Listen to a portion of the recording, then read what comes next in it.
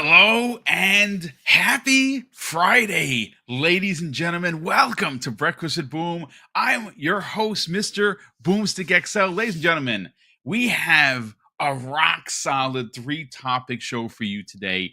90 minutes of fun, engaging video game talk, which is why you tune into any one of the 5 live shows I do weekly. And of course, we laugh, we joke, we have fun. That's what gaming is supposed to be about. So before we get into introductions, let me just give you the show notes of what's going to happen today. We're going to open up the show with a WTF is going on at PlayStation, which of course the re-release of The Last of Us Parts 1 and 2 remakes for $109. We got to talk about it, folks. We're not going to be overly pointed. I understand it's a business, but it's silly. At this point, it's just now they're just trolling the community. That's just my opinion. PlayStation is trolling the community, and they're charging you for it. That's number one. Number two, now this one is a razor's edge of who do you believe. So we'll open it up, this topic number 2, with, hey, take it with a monstrous size grain of salt. Is Titanfall 3 real? Well, Jeff Grubb, and obviously we all know Jeff. Jeff has been on the show many times. He's pretty well plugged in. Obviously, I haven't seen him much lately, but that's because he's been busy hard at work at Giant Bomb, which is his new gig, and he's doing work over there. He says nay, but there is an insider, a leaker, an Apex legend, leaker known. I'm going to get his name wrong. I know it, but I'm going to try. Osvalvator, who has it on good authority that not only that is Titanfall 3 a thing, that it's an active development, that it is releasing in 2026. We're going to break down both points of contention. But topic number 3, and you say, Boom, why are you saving this one? Why are you saving the best one for last? Well, because we want people to file in. And this one I'm going to sink my teeth into. Folks, I don't know how it happened.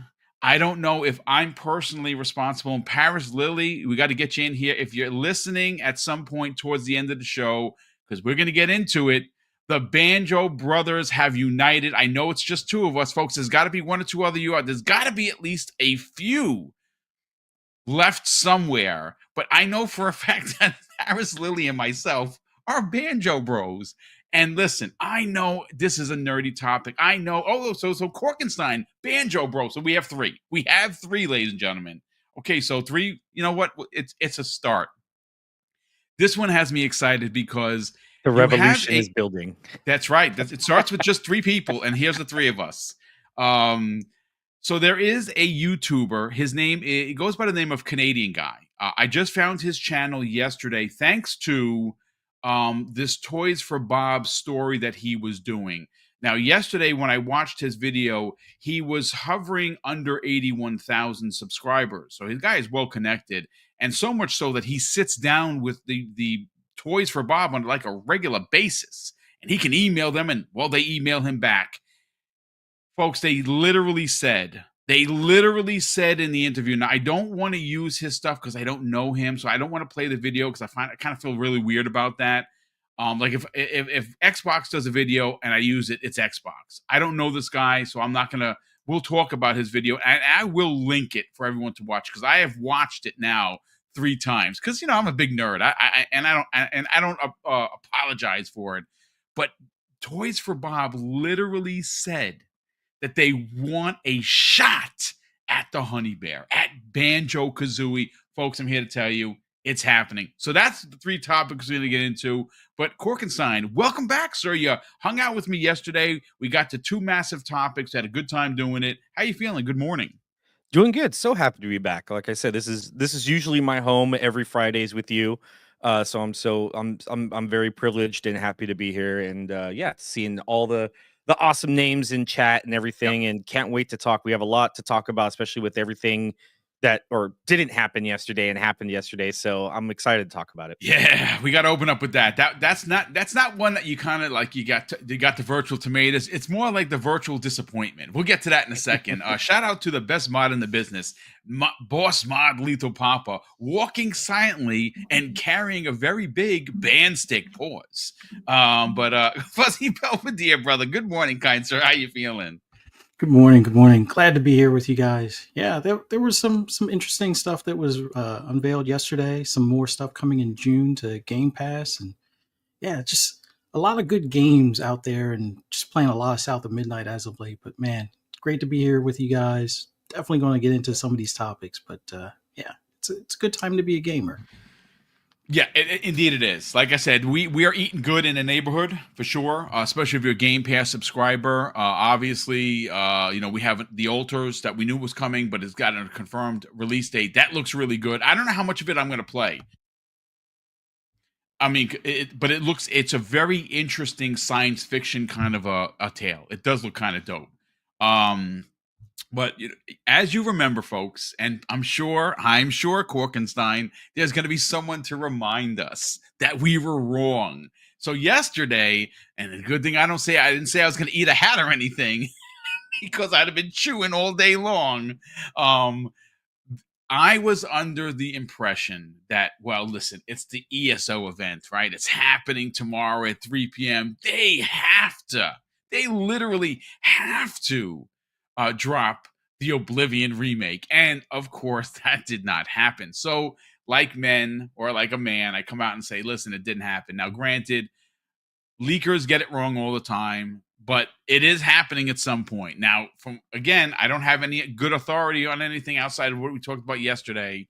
If I was a betting kind of a guy, and I do really think that Korkenstein, you were onto something, and I want you to reiterate your point before we get into the topics of why it didn't happen. It makes perfect sense. Why don't you tell the audience what you were talking about in the green room? Because I really think, again, I'm not trying to try to get out of the under being wrong. We were wrong. That's it. We thought it was happening and it didn't happen. But I think why it didn't happen is exactly how it went down.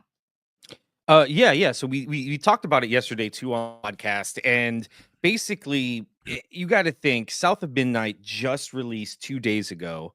You have Claire Obscure Expedition 33 releasing in the next week and a half. To drop an Oblivion remake right now would stifle the hype train that South of Midnight has. I mean, we even saw it yesterday. There was a few people in the chat that was like, I would stop everything I'm playing right now to play Oblivion. And you got to think Sandfall Interactive, the developer and the publisher Kepler of Claire Obscure 33, they're releasing their game. They're paying a ton of marketing for it. For Xbox to do a massive AAA shadow drop right before their game would really stifle that kind of marketing. And because Xbox does their marketing 2 weeks before usually. You get people, why isn't Xbox marketing? Now, they usually do it about 2 weeks before. That seems to be the sweet spot for Microsoft, for Xbox.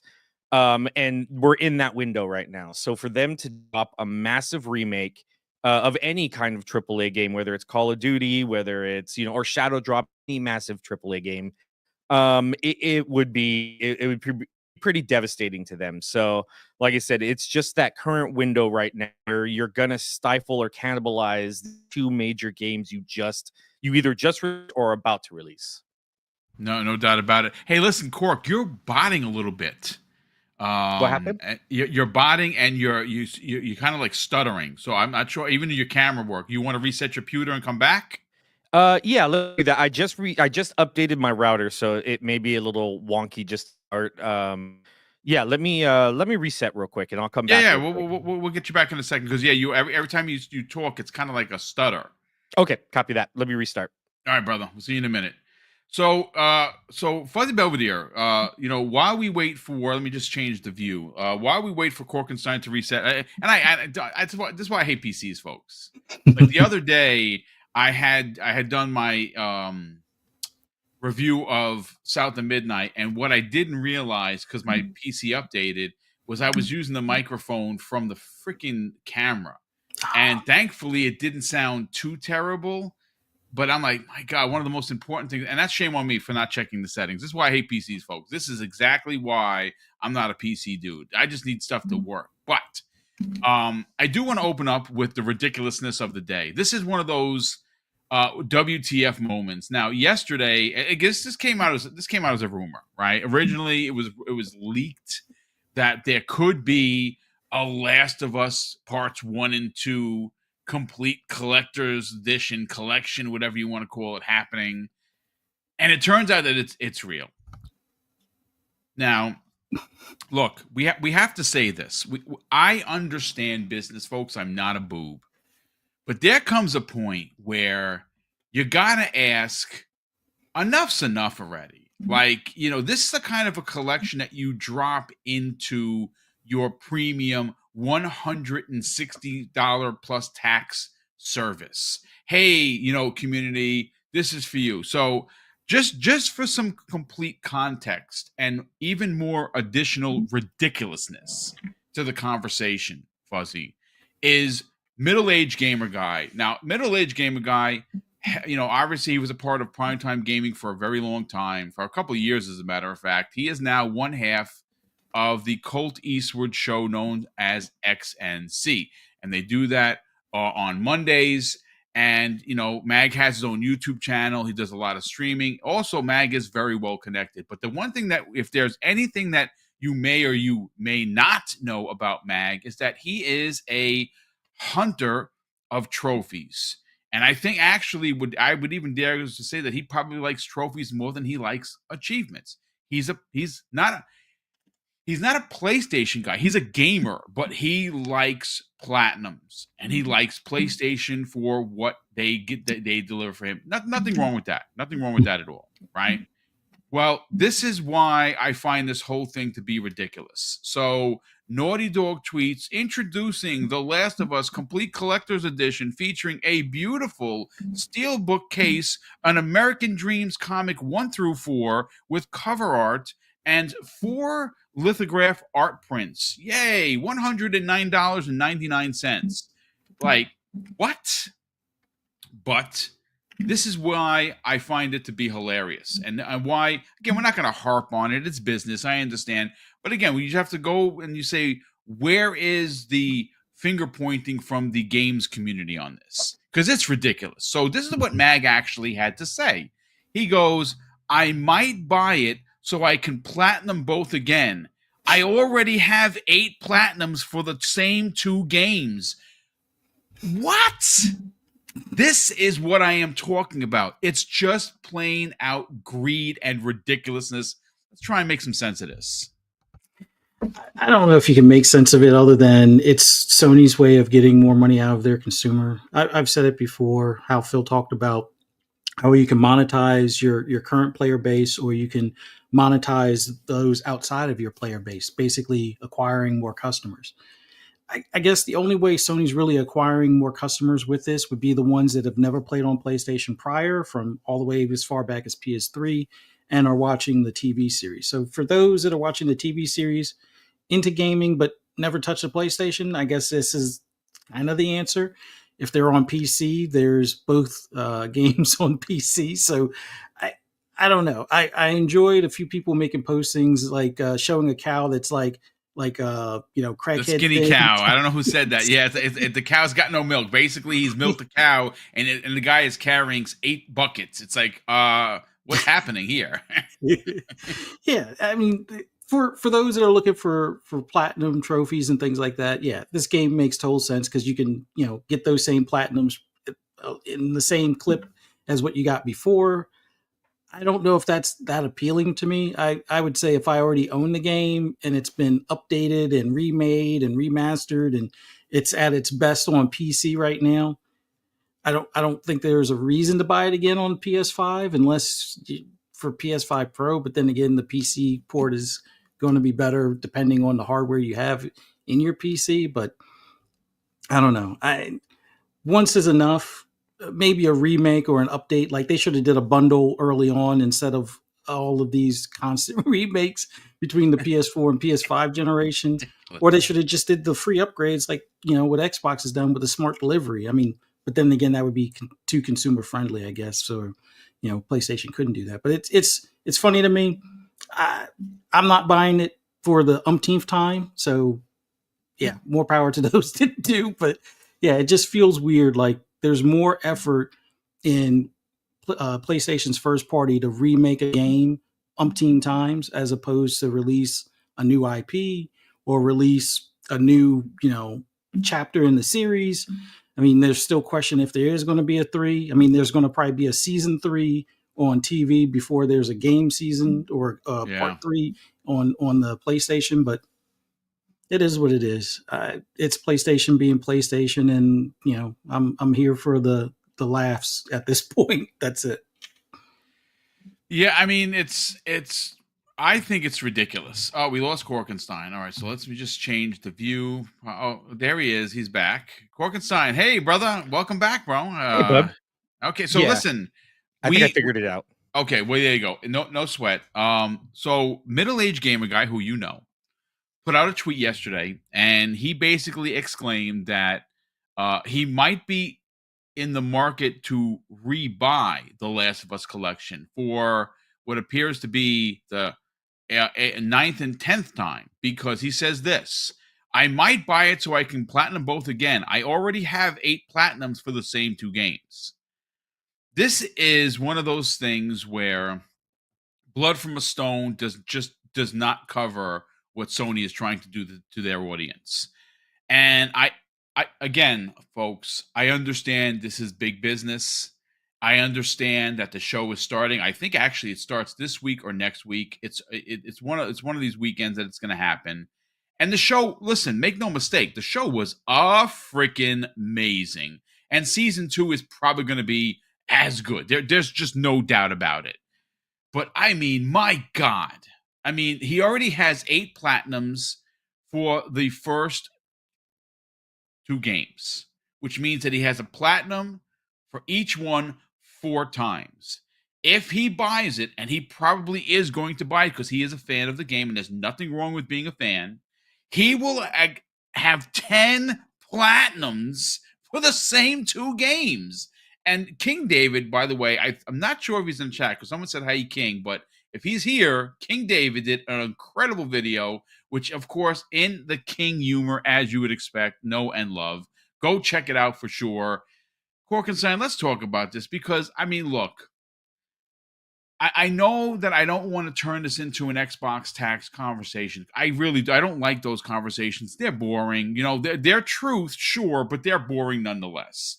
And I always wonder when, Xbox does something, and usually it's a community service-based, thing that they do, or they're doing things for its consumer, and it's panned, and it's laughed upon, and it's Xbox got no games, Xbox is putting the games everywhere, Xbox is dead. We know all the rhetoric.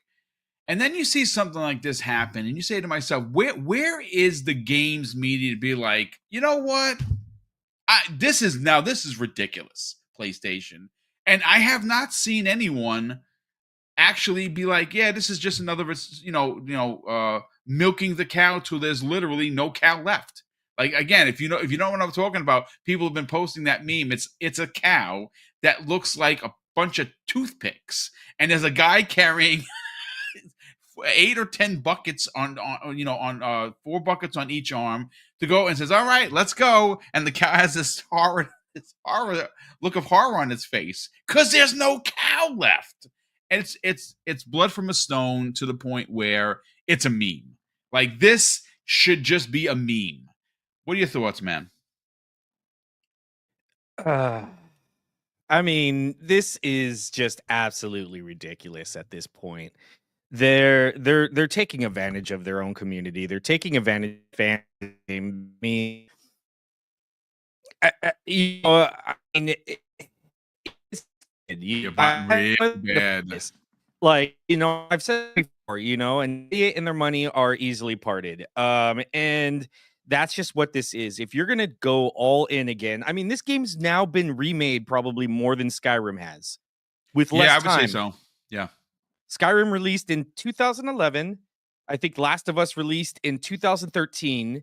Technically, Skyrim only had 3, but come to different platforms that time and remade for platforms. So, do you really count those? Technically, it's like I think like 15 times if you want to count that.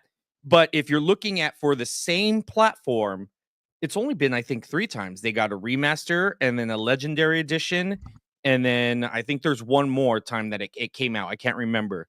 Um, you're reaching already it's already past that point for The Last of Us.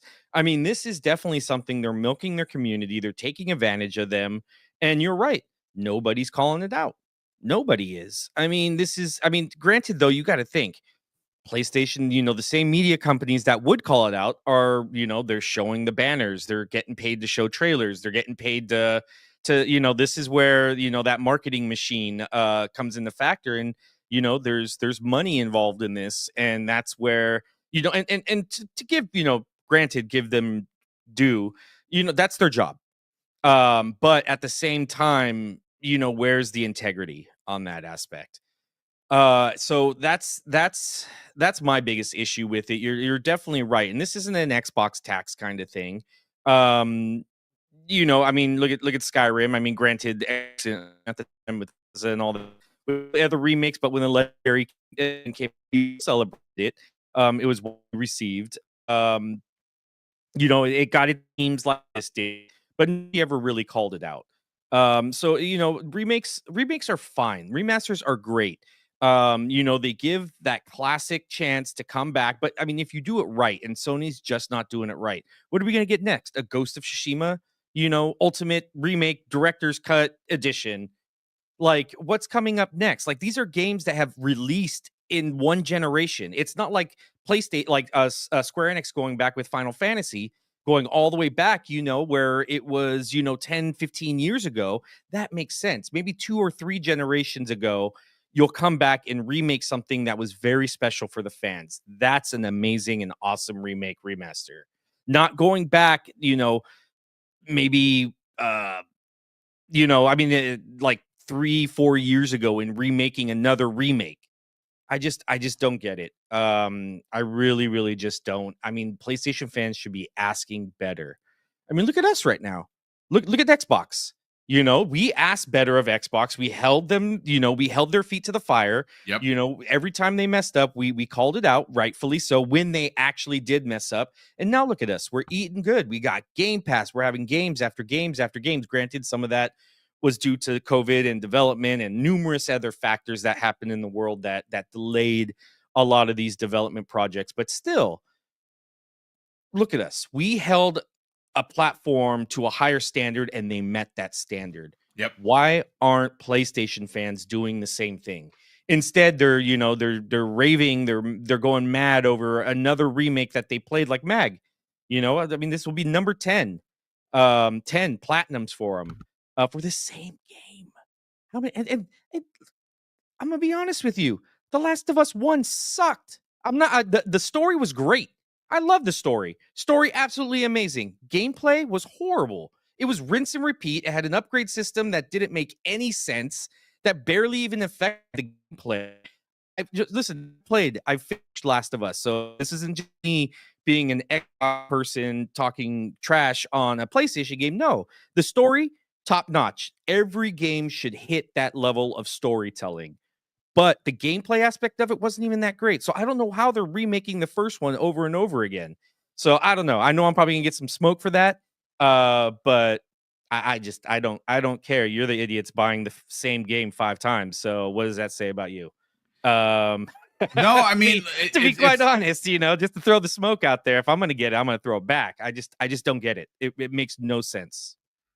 Listen, you're not wrong. I think that it's at a point of, when you take a step back from this, folks, right? Let's just look at this from a what have you done for me lately situation, right? I think that's the best way you could look at things. Normally, that's how business runs. It's usually how life runs, right? Like, you could do something excellent. People are like, yeah, golf clap, wonderful, great job. And then you can only rest on those laurels before someone's like, hey, just FYI, you got to keep pushing, you got to keep working. So taking that RTS view that, of course, Steel Rain, my brother from another, likes to say, we are now into November will be the 5th year of the PlayStation 5. Right. Same thing for the Xbox Series X and S, right? In that November, 5-year anniversary. And in those 5 years, Naughty Dog has not produced one new game. None. Right.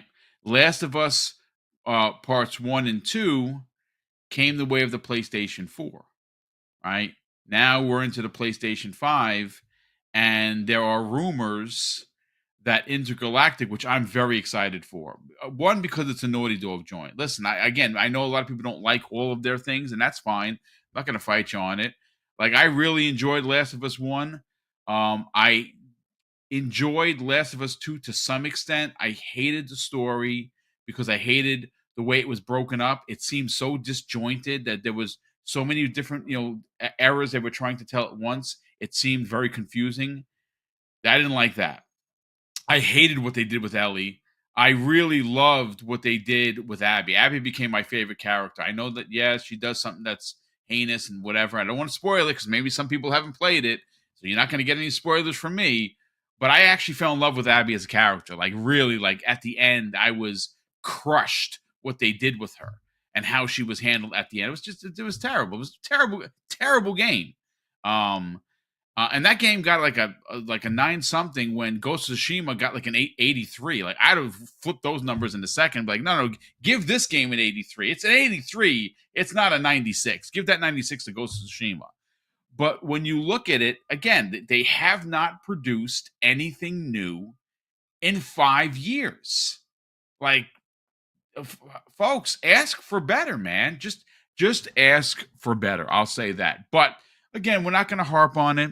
We're here to have fun. It's a silly little opening salvo as we wait for everyone to file in. We got over 315 people here. We want to get to a couple of super chats that popped in here. But we are going to get into the next topic, and that's the Titanfall 3, snafu, if you will. But let me just catch up on the super chats, and we have here 3, actually, all from the same person. Well, first of all, Do You K Now, the Broke Boy Insider, has gifted 1 Double Barrel Gaming membership. That is very kind of you, Will. We super appreciate the generosity. I believe someone did get it. So if you did get it, please, shout out Will for the generosity. Of course, he drops an additional very generous $10 super chat. And Will goes on to say, tired of seeing people use Steam player counts for justification of bad Xbox games. They are irrelevant for Xbox and PlayStation for all that matters. They ignore the primary platforms those games are played on. I mean, the Steam numbers are obviously I am going to tell you this. I don't know if anyone saw this report. I didn't want to cover it because I don't think it's that interesting, but I'll make mention of it because Will actually just dropped super chat. Folks, if you didn't know, a report surfaced yesterday where it has been confirmed that console sales and console game sales have dropped significantly as opposed to the increases on PC. More people are playing on PC now than ever before. Now, why is that? Well, I mean, PC gaming isn't inexpensive, but it's not overly overexpensive so that you can't get into it. You can get you spend $700-800 and get a decent medium range PC, right? But I think a lot of that has to do with the handheld market. I think a lot of people are getting into handhelds, and that's how they're getting into PC. And, again, the market for console gaming is shrinking. This is why Xbox is doing what they are doing. But thank you so much for the generosity. Of course, he drops an additional, very generous $2 super chat. He says, I met the voice of Abby, Laura Bailey, last weekend. Yeah, that's awesome, dude. That is awesome. You've actually met quite a few people. He was at a Comic-Con and he took pictures with all of the greats. If you're like I said, if you're a movie buff, you definitely appreciate it. He shared some of those pictures with me. You should put those on the socials. Well, if you are on the socials, I believe that you are. You do have a Twitter account. So, gentlemen and chat, let's get into Titanfall 3. Now, this one is very pointed. So, the original posting comes from a leaker who is an Apex Legend, content creator or leaker. Osvalvator is his name on Twitter, right? Now he posted this on April 9th. I know it's the 11th. I know, again, this is one of the stories we were going to cover. I kind of wanted more information on it. Well, now we have it. And his original posting set the internet on fire, and not in a bad way. Look, the truth of the matter is that there are people like me who found their love of multiplayer shooters again after my 360 days with Call of Duty through Titanfall 1, which was an Xbox launch window exclusive. That went on to sell over 10 million copies. Now, of course, Titanfall 2 comes out, and, well, the geniuses at EA decide to sandwich this thing, literally sandwich it between the release of Call of Duty, then Titanfall, and then their own Battlefield. I don't understand who that marketing person or people were. Hopefully, they're no longer working at EA because ultimately they destroyed this game. It never even got a shot. And it turns out that Titanfall 2's single-player campaign by Vince Zampella and the team at Respawn is probably one of the best ever. Like, there's been a lot of Call of Duty campaigns that you can go and say, wow, this one is amazing. I'm here to tell you, folks, that if you missed out, and a lot of people did, on the Titanfall 2 single-player campaign, you could probably find that for like 5 cents right now. Go buy the game and play it, and then thank me later. It is amazing. So I have been jazzing for a Titanfall 3. And unfortunately, Respawn Entertainment got a taste of a lot of money known as Apex Legends. Apex Legends comes out and it explodes on the scene, right? It came out, it just happened to drop on a Tuesday, and it's been making bank ever since. And it is in the Titanfall universe.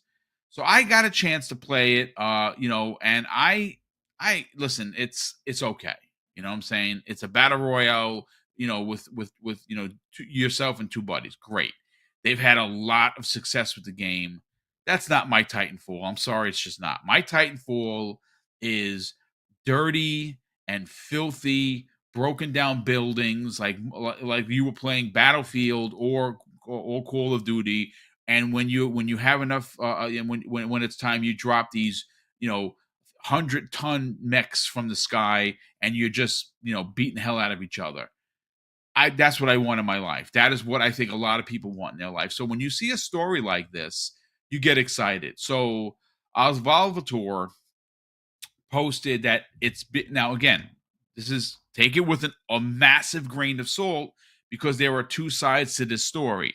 There's the report that it's happening, and then we're going to get to the second half where, according to Jeff Grubb, it is not happening. We will read what Jeff had to say verbatim. But here is the original posting by the known leaker for Apex Legends. It says, more Titanfall 3 information. It's apparently running in Unreal Engine 5. It is almost complete. Apparently, it will be releasing in 2026, and the reveal could be coming soon. It is going to have a single-player campaign. It is going to have and be a live service game with battle passes, obviously, i.e. gas game, makes sense. It's going to have its main mode. Now, this I don't like, because I don't like extraction shooters. That is just not my bag, which is why I'm probably not going to look at, or even play Marathon. If it's what it is, and it's an extraction shooter, count me out. No, thank you. So it goes on to say, though, it is going to have, in parentheses, and I quote, all of the Titanfall 2 classic modes. TDM, control, arenas. Obviously, it's going to be PvP. It might even be PvP versus, some computer controlled. Again, depending on how big it is, because Titanfall 1 was only multiplayer. It did have a kind of like a story, but not. You didn't get that, and it was really well done. And then, of course, 2 came out. 2 was good. I just didn't like the fact that they were manufactured mechs, that you couldn't change anything. You couldn't change any of the Titans.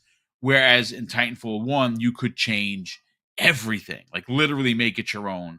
I like that better. I was always hoping for them to take what was great about Titanfall 2 and Titanfall 1, merge it together, and you get a Titanfall 3. Let's hope that happens. But it says it's gonna have some returning Apex Legends characters. It is going to have a massive weather system. So I would imagine that when you're in on these boards, it could change. You could get rain, you could get snow, you can get lightning, you can get heat, whatever. It's yes, yes, and yes. So there is a person that reached out to Osvalvator and asked this question. It's just a Twitter member, genuinely asking, "Are you sure you're this confident about Titanfall 3 being a thing?" And Osvalvator responds by saying, "Source is 100% sure. Everything I was told, minus the announcement / release dates, which I am conveniently leaving out for this reason." So again, he's been told about it. And look, I don't know this guy. He's well known as being a guy for Apex Legends that gets it right. How much of getting it right, guys? I don't know, because I don't know this guy. But we gotta get to the other side of the coin. Now, the other side of the coin, I'm going to read that to you verbatim right here. Here is Jeff Grubb's rebuttal to this. And Jeff Grubb, who is well known in the industry, Jeff Grubb has known to get it right quite a bit. Jeff Grubb has also known, like all of us, to get it wrong, right? Now, Jeff is on the pulse of what goes on in gaming. I would imagine that his connections have not gone anywhere since moving and doing his thing with Giant Bomb. But this is what he had to say. Titanfall 3 isn't real. It isn't in the works, let alone near completion and close to announcement for a 2026 release.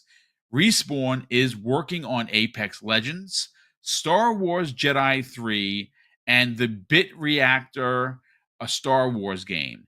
It then also has Steve Fukuda's Skunkworks project, which is years away. Okay, so the question is, who do you believe?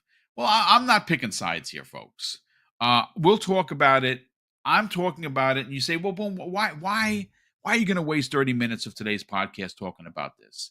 Well, because I am not an Apex Legends fan, but I am a Titanfall fan. In fact, I have the helmet, I have the mech. It's sitting right here, super rare. I got both of them, and I have been a fan ever since. And I want to see this franchise come back. I think that this franchise deserves to be here. We don't have any look since the release of Titanfall 1 and 2, folks. Can we be honest here? Has there been anything quite like that, where you are dropping mechs and battling it up, and you're ejecting, and you're then waiting for, you're doing you're running around the board, you're making kills, you're powering up, has there been anything like not even one that's like Titanfall? Not even one. And why? Because it's different, right? It's so different of a first-person shooter that I personally think, as a fan of the brand, that it deserves to be here. I think Titanfall 3, and again, this is where the virtual tomato is going to come out, folks. And I know you got to see some of the messages that some of these people write to me when I start talking the business aspect of it. Folks, I understand nobody wants to pay for anything, right? We all want what we want when we want it. You want to go to your console, press the button, and a little tray is going to pop out with smoke, and it's going to be like, oh, here's my game. It was just made for me. Thanks. I didn't have to pay anything. That's not reality. That's fantasy land. So when I look at something like this to say, how can I get this Titanfall 3 made? Well, you got to think gas game, which of course that's the rumor, right? It's going to have battle passes. Look, perfect example. In what world that's not Activision's Call of Duty Black Ops 6 do you go to the store and see Jay and Silent Bob as viable characters? Because they're there. They were dropped yesterday. Jay and Silent Bob are characters that are now running around in Black Ops 6 with other people dressed up as other things, like, a dragon or, a steampunk, Nazi-looking guy or whatever. That they're there. They're all there, ladies and gentlemen, for you to buy and use. And that exists, right? That exists. But Titanfall is such an unusual IP because of the mech situation. Not really so much of the, the wall running is dope. There's no doubt about it. The invisibility, like Predator, is dope. The stealth kills are awesome. It plays like a really good futuristic Call of Duty, and that's awesome. But the mechs are what make it different, right? The troops dropping, which of course is the PvPvE aspect of it. And that's dope also. There are not a lot of games that do that. Fuzzy Belvedere, let's bring you in first on this. What are your thoughts on, again, we're not choosing sides. No one is accusing one person of lying or Jeff not knowing what he's talking about. It's not like that. I'm hoping in my heart that Jeff's wrong. That's all I'm saying. I'm hoping that he's wrong and that the Apex Legends leaguer is right. That's because I'm a nerd and I really want a Titanfall 3. But that's the extent of it. What are your thoughts on this? Where do you kind of fall? Because Jeff brings up some good points about what they're working on. But EA also wants to continue to make money with the Apex Legends brand, and bringing Titanfall back into the fold gives it a boost. Well, EA is a weird company in general. Like, let's look at the big picture here. Over the week, Titanfall 3, as far as the trending terms and click-throughs on various websites, gaming websites and things like that, EA would be a fool not to capitalize on that interest in the game. A lot of people are talking about it on social media. A lot of people are talking about it in forums. A lot of people are talking about it on podcasts. So there is a want for that game. And as long as EA doesn't make the same mistakes they've made in the past, where they launch it in the middle of like Battlefield and Call of Duty or something silly like that, like move it away from those games completely, if at all possible. Like, make Titanfall a game where if you're going to do a release for it, do it in the early or the first quarter of the year type of deal. Somewhere between January and April would make more sense, only because it's clear that it's not going to be near Battlefield or Call of Duty at that point. So it'll have its own range to shine at that point. There's usually a lot of single player games at the earlier part of the year. So you could also have it where that single player campaign gets its time to flourish, and the multiplayer will be that new hotness, at least for the beginning of whatever year they release it. But I'm of the belief that there is some sort of either prototype or up to a certain build of a Titanfall 3 somewhere.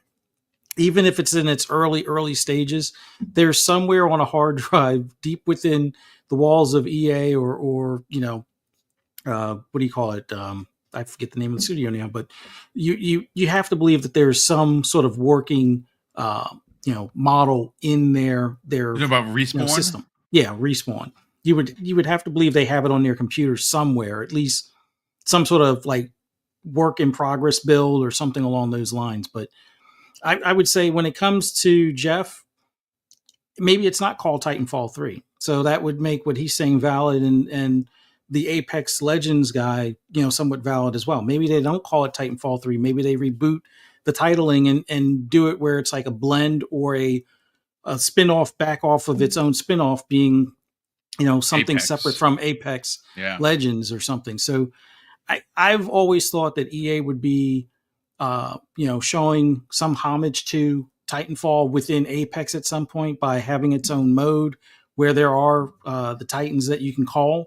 Um, but they have yet to do it so far. I don't know if it's due to lack of resources, meaning like the team that they would have to have dedicated to that, or if this that they want to focus on other things at the moment that they feel might be more lucrative for them, at least in the meantime. But I'm hoping that something is in the works, just for the fact that I love the campaign from two. Um, I don't know. I think EA is probably sitting back and like, hey, if we can get, if enough people like this post about Titanfall 3, then maybe we do bump that ahead of whatever other seasonal stuff that they may have had considered for an Apex or some other spin-off that they've been, kind of incubating in the background kind of deal. But I, as someone that still wants them to do a fight night, especially after Undisputed came out, which it seems like it would make sense for them to do it. They kind of stole the thunder for Callisto Protocol with Dead Space remake. So I would have to believe. I've said it before. If there's enough mech games that come out, maybe they see the interest in mechs again. But as of right now, I just hope EA looks at the buzz for Titanfall 3, puts it back on the green list as far as something to produce and release, hopefully within a couple of years or so, and go from there. But I think it's something that may have been on the shelf, off the shelf, on the shelf again kind of deal. So it would kind of make kind of both parties right to some extent. It's just that it may have a different name, not called Titanfall 3. It might also have been greenlit up to a point and then shelved for them to get, let's say Jedi 3 out the door type of deal. And then after Jedi 3, then it becomes more of a pushed project. But we'll see. Fingers crossed, though. It's interesting because Apex Legends, I don't play it. So anyone in the chat, if you do, let me know if it's still a thing. I play Call of Duty. It's a thing, right? So maybe there is still a huge draw, Korkenstein, for Apex Legends. I honestly don't know, but with anything, right? Apex has been the same for quite a bit. You want to do some innovations. You want to grow the IP. Well, the IP was born of an IP that already existed. And it was very, very drastically different. Like Apex Legends, make no mistake, is not Titanfall, but it is Titanfall, right? Like if that makes sense. Like Titanfall, because of Vince Zampella's, lineage, if you will, with Call of Duty, it looked like a futuristic Call of Duty, and it played awesome, right? The ability to drop mechs, the ability to paint and build your mech the way you wanted to, it was amazing, right? One was amazing, but it was only single player, which again, I was totally against that, because I was back then, I was like, I don't want to go back to multiplayer. I want a single player campaign. And I got into it. I wound up max prestiging it. I think it was 10 you can get in that game, and I got everything. So 2 comes out, gets killed by its own maker because just dumb, right? Well, Apex Legends comes out and it's a hit, and it's made a lot of money for them. But again, I don't know what this new Titanfall, and Fuzz onto something. Maybe it's not Titanfall. I hope that they still retain the name. I think that'd be ridiculous to be like Apex, Robot War or something stupid like that. I hope that's not the case. I hope it's Titanfall 3. I also hope it doesn't look like Apex Legends. I'm sorry. That's not that cell shaded looking color. Everything's rainbows and unicorns. I don't want that in my Titanfall. I want burnt out buildings. I want filthy mechs with mud. I want it dirty, right? Pause. So let's get your thoughts on this, Core, because again, I don't want this, and I would never advocate for a right versus wrong, a finger pointing conversation. Jeff knows what he's talking about. He has connections, and that's awesome. I hope Jeff is wrong. I will admit that publicly. I want Jeff to be wrong, because that means Titanfall 3 is happening next year. So of course I want the leaker to be right. who's right, who's wrong? I don't really think that's the question. The question I have for you is right now in gaming, is there room for a mech, first person shooter like Titanfall? Yeah, 100%. I mean, it's such a classic. It really is. Like I guess, I mean, it's been thrown around before, this phrase, but it's like it really is like an internet darling, of the community, of the gaming community. It, it, because there really wasn't anything. We've talked about this before when the rumors first came out. I mean, yeah, you have Armored Core, you got the Mech Assault series, but you never really had anything that was that arcadey kind of feel that Titanfall brings. And that's something that is desperately needed. I'm not sure why more people really haven't, unless I've never played the games or heard about them. I don't know why more people haven't jumped into that kind of arcade COD style, fast action, quick gameplay, mech kind of mech kind of game. It's there, but I mean, maybe that's just because Titanfall did it so well that people don't, it would be an unfair comparison. Could be a massive risk for that. Is it coming? Is it coming? Is it not coming? Who's right? Who's wrong? I don't. I honestly, I don't know. I'm just gonna wait and bide my time. Honestly, I'm not a big fan of insider leaker culture. Uh, Yeah, it's it's a it's slippery slope for sure. it Yeah, really is. And Google's part to blame in that because their SEOs, people got to hit numbers. And I was talking to Jez actually yesterday about it, and he even asked, like, would you rather have things vetted, or would you rather have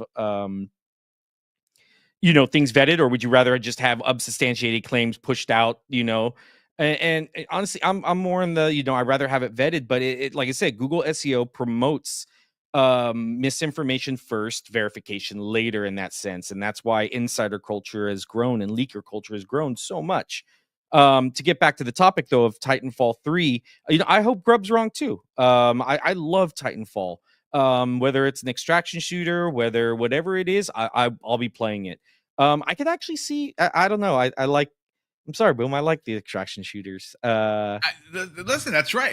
Again, not every game is for every gamer, but the extraction shooting community is pretty large, right? Like Yeah. people, like again, just kind of just pausing for a second to kind of just look at Marathon.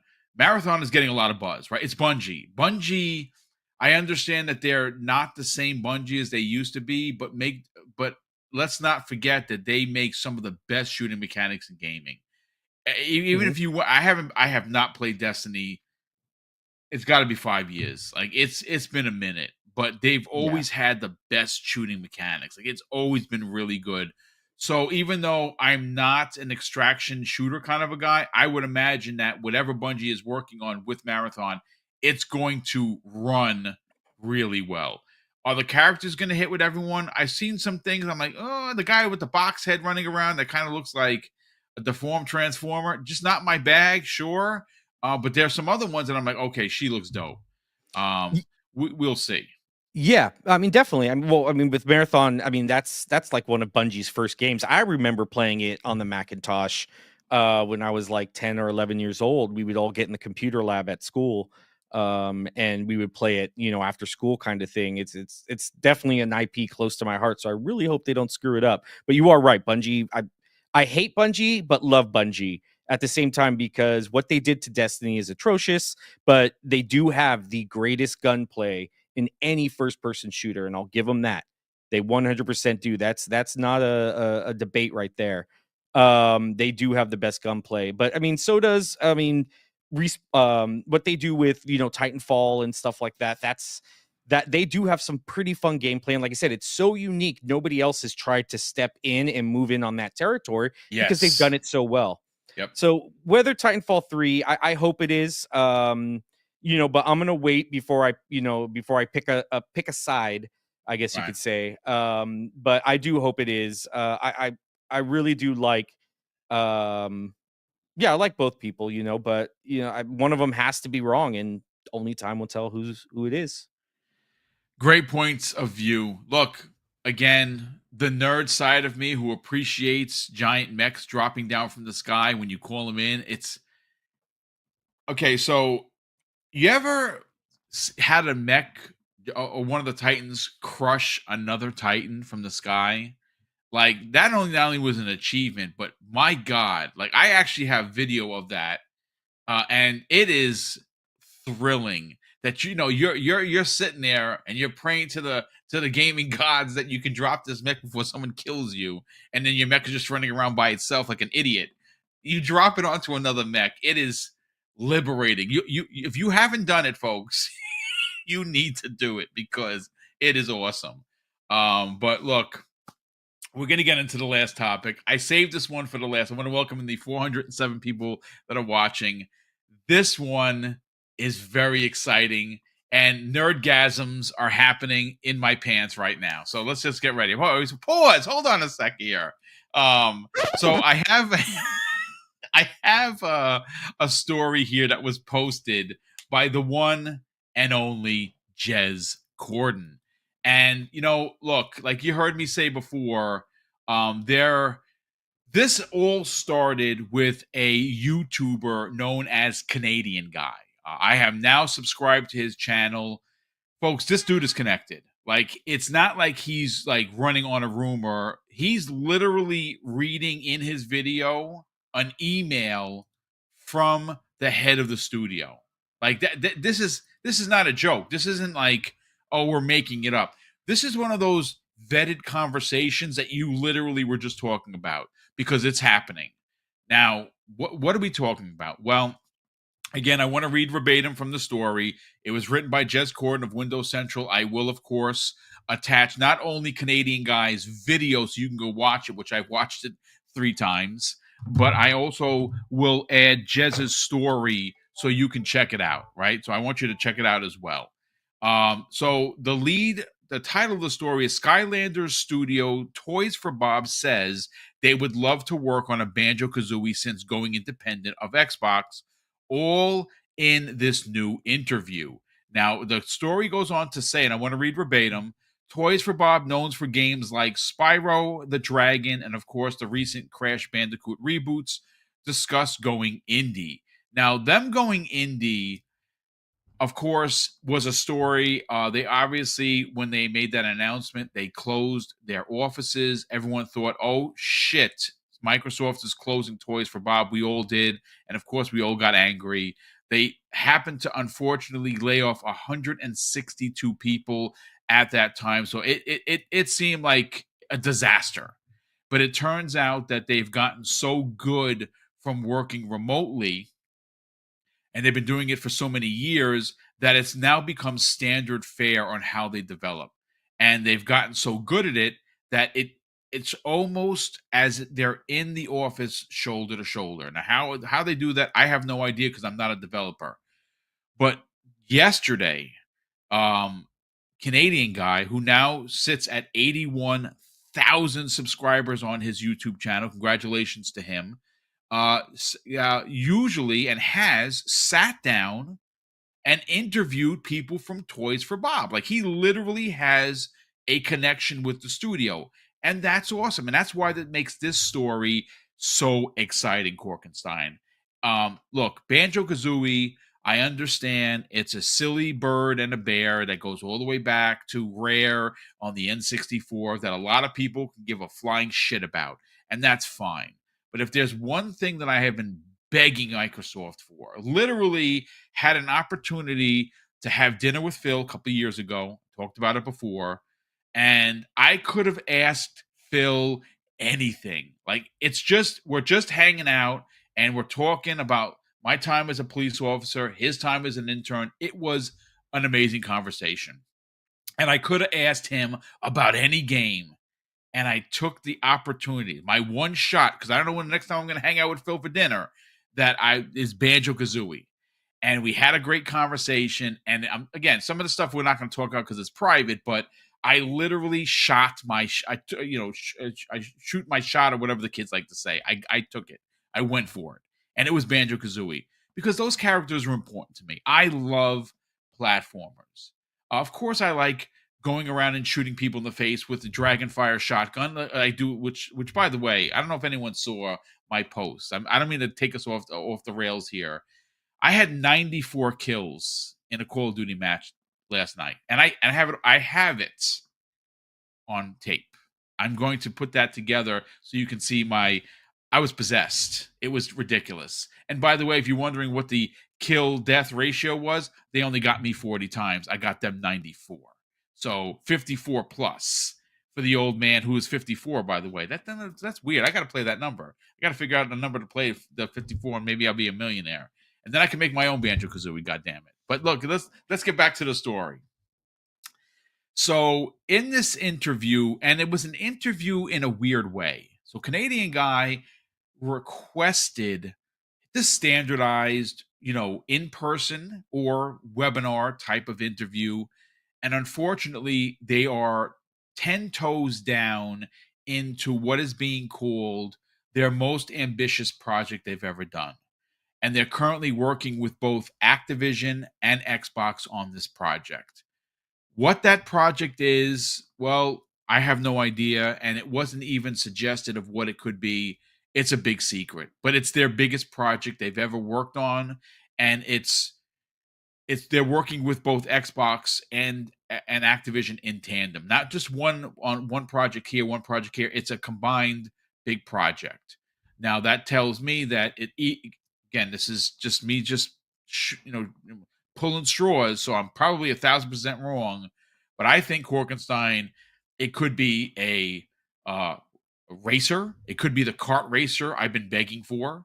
It could be a open world character-based platformer with all of these characters that, the Conkers and the Spyros and the Crash and the Banjos. Could be that. It could be a Smash Brothers type of fighter, right? With all the characters. I would love that. Absolutely. But they did, like, in this interview, which when I said it was done in a weird way, it was done via email. And while Canadian guy was doing his video, he was reading verbatim of when he asked a specific question, what the head of the studio responded. And towards the end, I think the video was about just a pinch under 9 minutes, not really long. But towards the end of the video, he specifically asked him, what would you guys want to work on? And folks, he said it. It's not a suggestion. It's not a rumor. It's not a leaked thought or theory. They literally said that being that they've already worked with Xbox, they would love to work on another Xbox IP known as the Honey Bear. He said it. Banjo Kazooie. Yes, I'm getting goosebumps. Yes, I'm a nerd. I don't care. Korkenstein, this is great news for the only three, because so far it's only three. No one in the chat has admitted that they're a Banjo bro. If you're a Banjo bro, please throw it in there so I can name you and you can now join the clan. We only have three people. It's me, it's Korkenstein, and it's Paris Lily. I don't know if anyone else exists, but if you are a Banjo person, Rick L says nerd alert. Yes, I'm a nerd. But Korkenstein, let's talk about Banjo Kazooie. And again, this is going to be years out, but listen, when you say it out there, when the head of the studio says, we want Banjo Kazooie, I think we're going to get it. Hopefully, before my hands stop working and I can no longer play video games. Talk about it, brother. Yeah, I don't know. We might have to pull Paris's Banjo Bro card. He made a post saying having interest doesn't mean Banjo Kazooie is happening, and he has a sad face and he goes, "Until I see Phil Spencer standing on a stage making the announcement, I refuse to get my hopes up." You got to believe. How dare sir. you, Paris? Shame on you, kind sir. You're so negative. My God. You got to believe, sir. And I posted. That's what I posted, and I posted the Ted Lasso pointing up to the believe sign. Yes. For him. You got to believe, Paris. Stay strong, bud. Stay strong. Yeah, I would be awesome. I mean, I think if everybody knows, if there's any company that could do justice to the Banjo Kazooie IP, it's Toys for Bob. Everybody, before they separated from Microsoft or from Xbox, everybody thought that was going to be the company being tapped on the shoulder. Yes. Because Rare, correct me if I'm wrong. Rare says that they're not interested in revisiting, right? I believe I saw something. I just want to make sure I'm not misquoting. No. I'll put it this way. I could legitimately tell you that for a fact that speaking with Phil Spencer when we had dinner, he literally said that there were two things he said. And this is not like breaking NDAs or anything. The one thing he started out with is, I don't force studios to make a game that they don't want to make. That's Phil Spencer. He said that publicly. This is not a surprise. So I'm just reiterating what he said to me. And he literally said that Rare, like you said, they don't have any interest of returning to older IP, and they have to find someone that's right to make this game. That was way back in 2019. We're in 2025. That's a long time ago, folks. And well, here we are, where the head of Toys for Bob is literally saying, we want to make this game. I think that is, he's saying it publicly, but I think that conversation's already been had before. Yeah. I think so. And like I said, it's Toys for Bob is the studio that get tapped. Everybody thought that they would tap, but I think they're doing Spyro and Crash, I think right now. They've kind of hinted at that before, where they did the whole color palette and logos and stuff like that. So, I mean, good for that. I mean, I really do. I mean, that's an open invitation right there, Phil. I mean, your whole thing here has been to diversify your portfolio. I think if anybody does diversify or I guess diversification or whatever it is. I think if anybody kind of diversifies their portfolio, it's Xbox. They have something for everyone. Yes. And I think that's I think that's kind of the last time that we really had something. Well, other than Super Lucky Tail, which I absolutely loved. I beat both versions, by the way. Both versions. Yeah. And they make no mistake, that game is freaking hard, dude. That last boss is ridiculous. Yeah. And I would love for more of those types of, platformer games. I know some people are like, it's for kids. Banjo Kazooie isn't really for kids, but because of some of the subject matter, things like that. But yeah. yeah, but I mean, it would still be fun to have that kind of 3D platforming open world, that kiddish kind of gameplay style. It's very nostalgic. And I mean, whether it's the kids get it or not, it's still something fun for younger audiences to play. It's something a little bit more up their alley. I mean, it's all right there for you. So if Xbox doesn't already have it in the works, by the way, it sounds like they don't, sadly, because I mean, if they're saying we want it, it's not, they're not working on it right now. They're not working on it. So or it could be the start of hype. It could be a kind of a intentional kind of, hey, let's get the Banjo Kazooie hype train a little started, get the fans hyping it up, start hashtagging about Banjo Kazooie and seeing what legs it has. So this could be intentional, but I mean, who knows? I do agree with Paris until Phil's standing on stage with his Banjo Kazooie shirt and saying about announcing Banjo Kazooie, then I get it, but yeah, I don't know. I would love for a Banjo Kazooie. It's time. I mean, and that's another thing. Xbox has so many IPs that granted, there's only so much space in a year. I mean, look at what we're getting already. Right. Within the first half of the year, we already had like 5-6 games. And we haven't even hit the second year. Or second half of the year. So Xbox is cooking, but I mean, let's stay strong, guys. Let's stay, Banjo Bros. We got to start. We got to stay united. Yes. And we got to have hope. We got to believe. Look, again, this is where I put the business hat on. See, there are a lot of people in here that are legitimately like, I don't get the appeal to Banjo.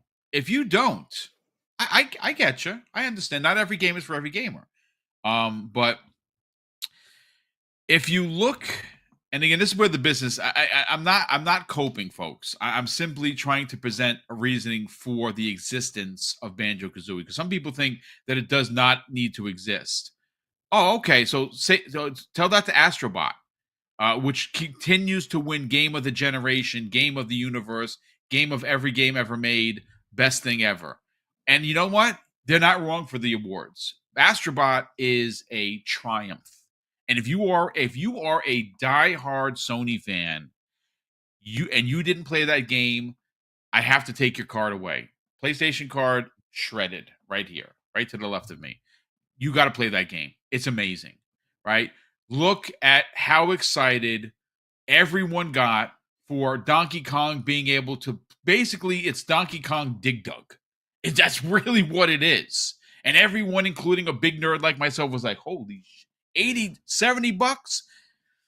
I'm in, right? Like no excuses. I'm in for 2 copies because Tyler's gonna get one as well, right? So is Banjo Kazooie as popular as Astrobot? Well, I don't know. You tell me. Is he as popular as N64 as Donkey Kong? Well, I'm going to say that the reason why Donkey Kong 64 existed was because of Banjo Kazooie. Like that's a fact, ladies and gentlemen, right? So my pitch, Fuzzy Belvedere, isn't to try and make it make sense, right? I'm not in the business of doing that. I don't get paid for this, folks.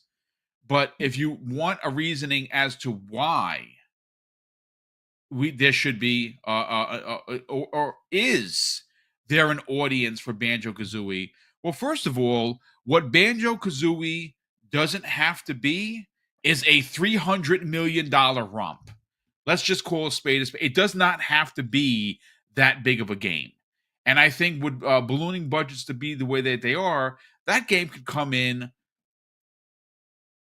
40, 50, 60, 70 million dollars, and you can make a competent, memorable platformer, right? So why would you take the chance? Why would you make something like this? Because here's the thing. Xbox and Xbox Game Pass and Xbox Play Anywhere and everything's an Xbox opens up the door for customers that you've never had before. And if Xbox is going to be successful, and it looks like they are being very successful, is being able to come out with an IP and put it everywhere, as well as you as a person, you're able to play it everywhere. You know, there's gonna do you know how right now you look at the generation of gamers, and you're talking about the tweens, you're talking about the 14-year-olds to the 19-year-olds. They all started with iPhones and tablets, and that's how they play today. So Xbox is transitioning from the standard box underneath your TV into being able to play well anywhere. And when you have a service like Xbox Game Pass, there are going to be different reasons for you to subscribe. You might subscribe because you like Call of Duty, or you like Madden, or you like games that are weird and off the cup, like that blue something that dropped into Game Pass. According to Paris Lilly, that's game of the generation, right? That's game of the year for him. I haven't played it yet. It doesn't look like it looks like, for me, it looks like Myst meets BioShock. I'm not a big Myst fan, so I don't know if I'm going to even play it, but it's there. It exists.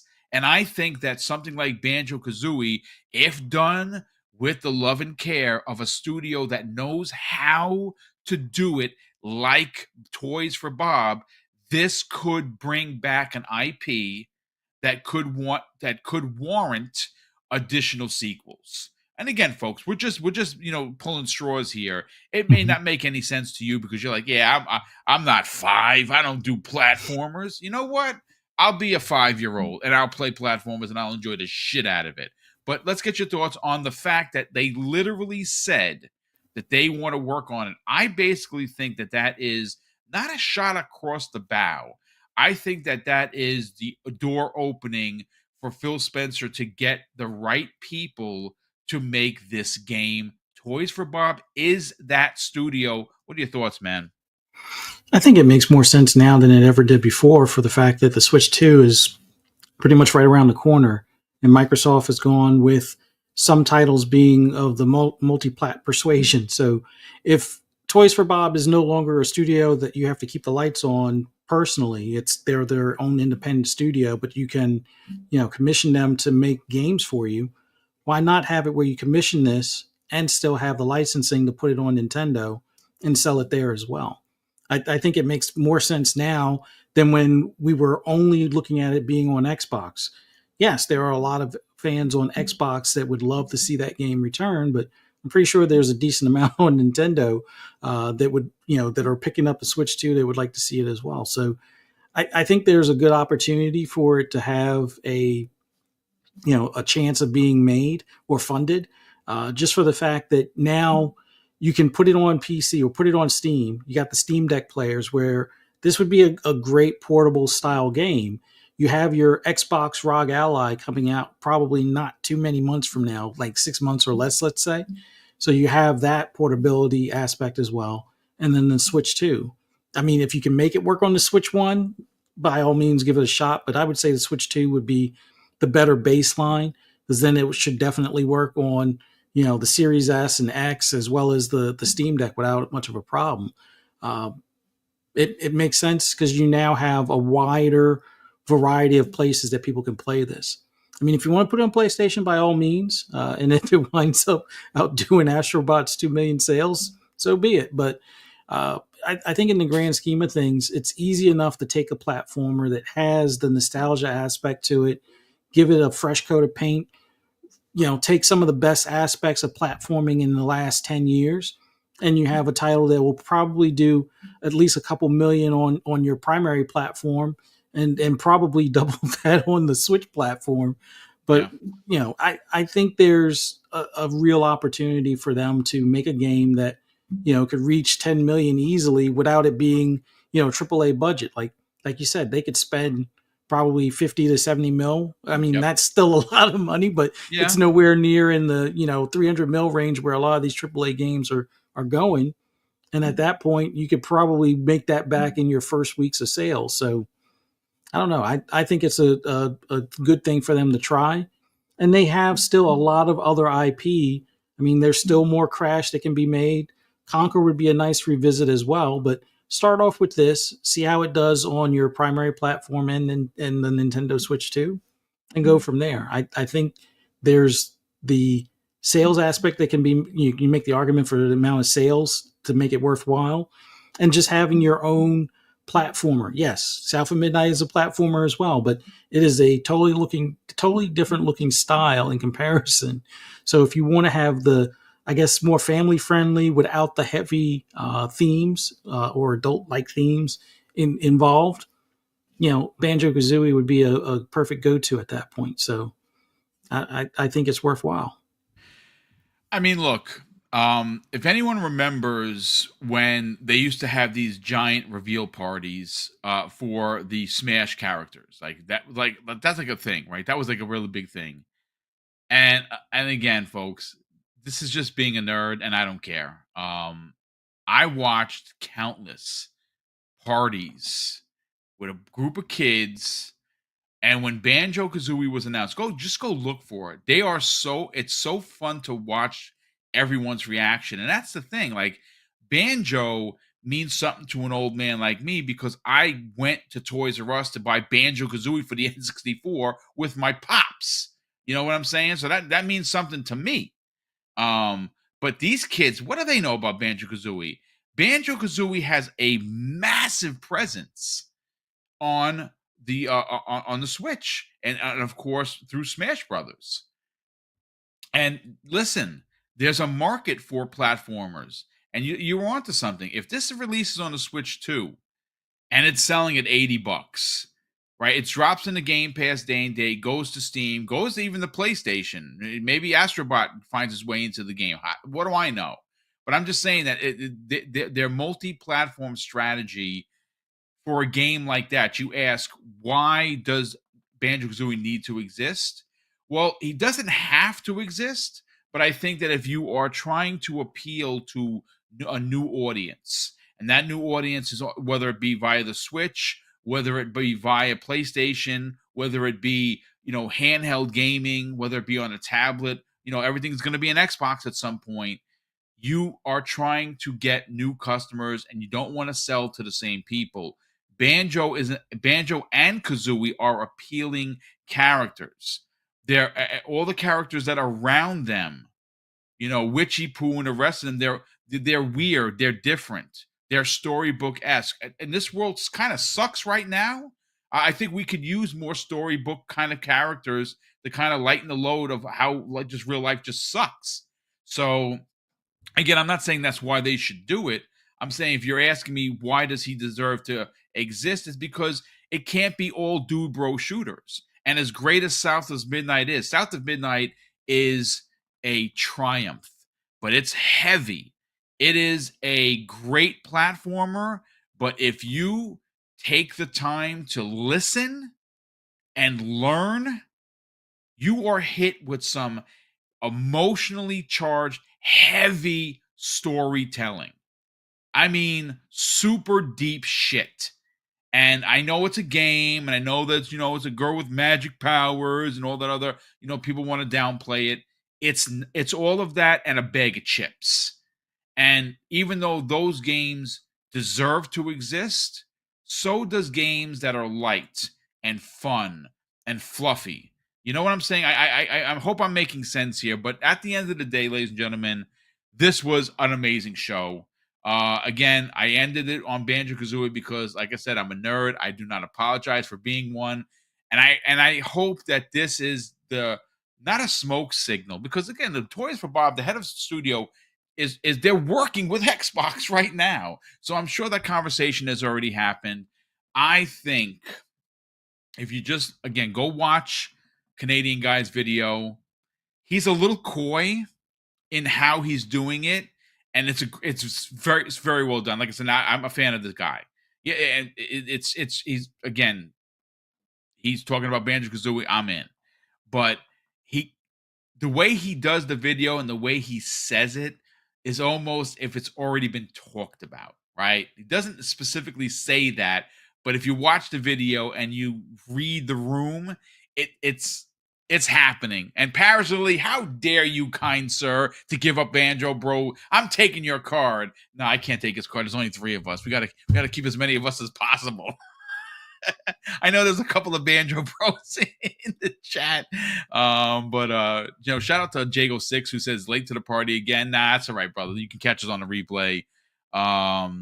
He said the new Battletoads game would be awesome. Bro, that Battletoads game was dope. That game got panned so badly, and it's so good. Now, granted, like the originals, it is hard as balls, especially in some of those driving, where you got to get out of the way of stuff. It's hard. Pause. But I'd love to see it. And you know what? Side scrollings are coming back in a big way. Like we've seen, there's a lot of them. There's a new Double Dragon releasing at the end of the year, which there's a $50-ish. Of course, I bought that. Shinobi's coming back in a big year. I think we're going to see the return of classics. And Banjo could be one of those classics. Not this year, not next year, maybe in a couple of years. But folks, this is the closest that we have gotten to Banjo Kazooie news confirmation that you could ever ask for, outside of, well, like Paris said, I'm not going to wait until Phil is on stage saying Banjo Kazooie. I'm going to tell you this right now. I'm putting this out to the wind. When that happens, I deserve to be standing next to Phil Spencer. God damn it, that's right, I said it. Phil, call me up to the stage from the audience. Say, bring Mr. BoomStick XL up to the stage, and let me make the announcement. God damn it! But that's where we're gonna end it here. We do have a. I was gonna say, I want to invite all the Banjo Kazooie fans to the stage for this announcement, and it's just gonna be you, me, and Paris. Yeah, there you go. Listen, you know what? Revolutions start with 3 people, okay? And we can start this revolution. We have Mac22 drops a very generous $2 super chat and says, "I got 3 years on you, kid, and I don't get it. I'm sorry, brother.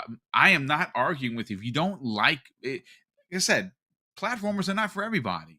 They're, Banjo going around finding secrets to collect golden puzzle pieces. Does it make sense? No. Is it fun? Yeah, it's fun as H. But I get it, Mac. I appreciate you being here, brother. Thank you for the generosity. And you don't have to like Banjo, but I do think that it does deserve to exist in a world where something like Astrobot, which I saw a lot of people get, like, oh, but it's a Mario Odyssey, ripoff.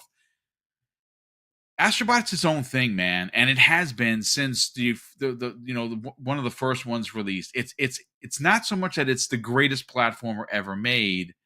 It's not, but it's a celebration if you are a PlayStation fan. I'm a PlayStation fan. I'm not a diehard fan, but I had the PlayStation 1 through 5, and I'm not sorry that I did. And if you are a fan of their first party games like I am, it is a love letter. It is a love letter to finding all the different bots. And listen, Astrobot, it started with Playroom, which, was a smaller title, a pack-in.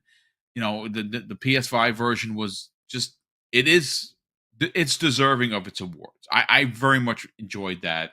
And I think that a well done, respected version of Banjo Kazooie from the best in the business, and there's no one better than Toys for Bob, would be amazing. But gentlemen, let's get out of here. We're at the almost at the 90-minute mark, folks. I want to wish everyone a great weekend. Thank you so much for tuning in and listening to our silly rhetoric, especially about the bird and the bear. But Corkenstein, let's sell the brand, brother. You got a big contest coming up.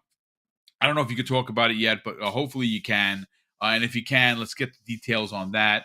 Sell the brand. Where can people check out the YouTube channel? Find out what you guys are doing over with, of course, is Game Pass Gumbo, which is a very unique way of, celebrating Xbox Game Pass releases with food, which is always awesome. Nothing wrong with foodies. And more importantly, where could people find you on social media? Yeah, thank you as always. Like I said yesterday in every show, you guys do have seriously the best community here. The chat is always having fun, always great discussion between us and the community here. So thank you so much for everybody showing up. Fuzzy and Boom, always a pleasure. I love when you guys drop your bars. So for me, you guys can find me. Just look up D Korkenstein on any platform: Twitter, X, Blue Sky, Threads. I'm on all of it. Game Pass Gumbo, we are having our 1-year anniversary show. We started the year with Blizzard. That was our very first show. We're going to end it with Blizzard and just kind of have fun. Even though they got nothing big really coming out or anything, we just figured it'd be cool to see the year in retrospective, start and end with the same topic. We were trying to get somebody onto the show. I don't know if they can now, so it's still up in the air. I really hope they can. No pressure. That's why I'm not saying the name. But I would hope they can make it. It would be a really fun show, and they know a lot about Blizzard. And then Xbox Talks and the Xbox subreddit. Yes, we are doing a giveaway. I don't think we can announce anything yet. Like I said, there's still some process there. I'm trying to get some exact words from that. I'm not handling the legality side of it. So that's another mod that's kind of championing this. So I'll find out hopefully and have something for you guys by next week. But it's a really cool giveaway that we're doing. Those that have seen the giveaways we've done with Xbox Talks and Xbox subreddit, I mean, we've given away, 40 custom design lab controllers that the community lab or that the community voted on. We gave away like 5 or 10 custom scorn controllers, those ones, that looked really, really cool. This one's probably somewhat bigger than those. So it'll be in the same vein, but something really, really cool that you guys, I think, would dig. Looking forward to hearing about it, brother. You guys do great work in the community. And of course, it's such a unique podcast. Again, they celebrate the game or a particular game in the Xbox Game Pass with food that equates to the game being played. I think it's brilliant. I really do think it's so different and so, off the cuff that you guys should have more subscribers. Hopefully, folks, you get over there and you subscribe to the YouTube channel and check it out when they do drop new content. Fuzzy Belvedere, you have a show happening later on with the missus called Fright Night with Ferocious Fee. It is a horror podcast. It is gaining ground. The missus is doing really good with her subs, and it's well deserved because it's a fun show. And obviously, Silent Cypher, it joins you on a regular basis for that. And of course, Silent Cypher will be back next week with Sell the Brand, brother. Well, not only can people check out tonight's Fright Night with Ferocious Fee, which starts at 6 p.m. Eastern Standard Time, where can people head over and subscribe to your YouTube channel, which is the best place for anything and everything in the racing genre? Well, as always, thank you for having me on. Always love doing this on Friday mornings. Love talking about the gaming industry. Love being on here with Korkenstein as well as you, Boom.